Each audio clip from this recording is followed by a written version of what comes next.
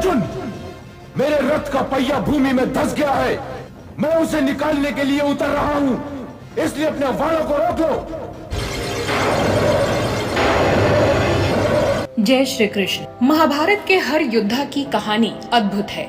ये योद्धा अपने पूर्व जन्म में किसी न किसी श्राप के कारण इस धरती पर जन्म लिए और अपने कर्मों को भोग कर मोक्ष को प्राप्त किया। महाभारत के इन्हीं योद्धाओं में एक नाम कर्ण का भी आता है, जो उपेक्षित योद्धाओं में शामिल हैं। कर्ण वीरता, साहस और दान की प्रतिमूर्ति होने के बावजूद जीवन भर अपमानित होते रहे। किंतु क्या आप जानते हैं, असल में कर्ण का ये अपमान और दुख उनके पूर्व जन्म के कर्मों का फल था। कर्ण के कवच और कुंडल भी पूर्व जन्म का ही वरदान थे। पूर्व जन्म में कौन था कर्ण और क्या था उसके पूर्व जन्म कवच कुंडल का रहस्य?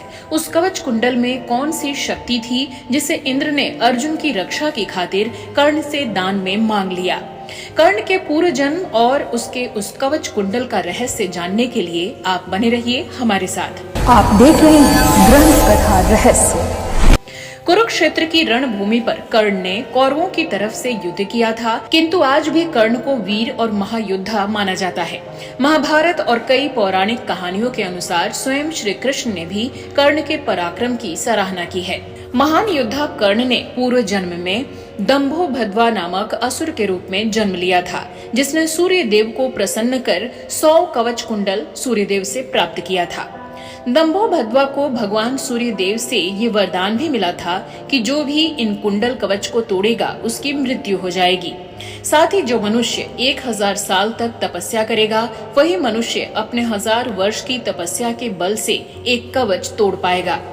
इसलिए बड़े बड़े योद्धा भी दंभोभद्वा असुर का सामना नहीं कर पाते थे। इसी कारण इस असुर को अपनी शक्तियों का अहंकार हो गया। दंभोभद्वा लोगों पर अत्याचार करने लगा। तब सभी लोग सहायता प्राप्त करने के लिए भगवान विष्णु के शरण में गए। भगवान विष्णु ने नर नारायण के रूप में अवतार लेकर 1000 वर्षों तक तपस्या कर बारी बारी से तपस्या के बल से एक दूसरे को जीवित करते हुए इस असुर के 99 कवच कुंडल का भेदन कर दिया। जब दंभोभद्वा के 99 कवच टूट गए तो वो बुरी तरह से घबरा गया और अपने बचाव के लिए भगवान सूर्य देव की शरण में भाग गया। सूर्य देव ने दंभोभद्वा को कवच दिए थे, इसलिए उसकी रक्षा करने के लिए उन्होंने दंभोभद्वा की सहायता की। नर नारायण सूर्य देव के पास पहुंचे और दंभोभद्वा को ललकारने लगे, लेकिन सूर्य देव ने दंभोभद्वा को छुपाए रखा।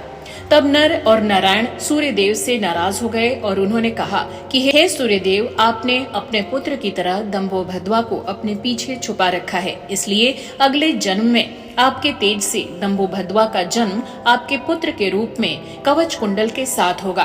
किंतु कवच कुंडल होते हुए भी आप दंभोभद्वा को बचा नहीं पाएंगे और हम भी इसे मारने के लिए फिर से अगला जन्म लेंगे।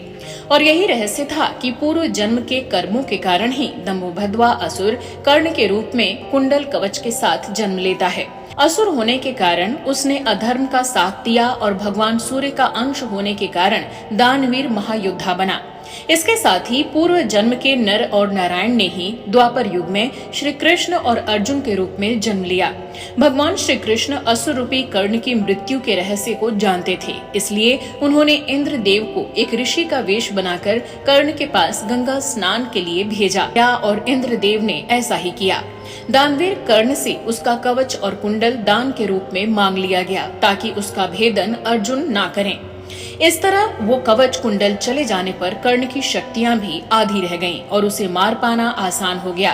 कुरुक्षेत्र की रणभूमि पर नारायण के रूप में कृष्ण ने शस्त्र नहीं उठाए, लेकिन नर के रूप में अर्जुन का मार्गदर्शन करते हुए कर्ण की मृत्यु का मार्ग उन्होंने जरूर बताया। इस तरह कर्ण अर्जुन के हाथों निहत्था मारा गया और इसी के साथ कर्ण के पूर्व जन्म का श्राप भी पूरा हुआ। आपको ये जानकारी कैसी लगी, कमेंट बॉक्स में लिखकर अवश्य बताएं।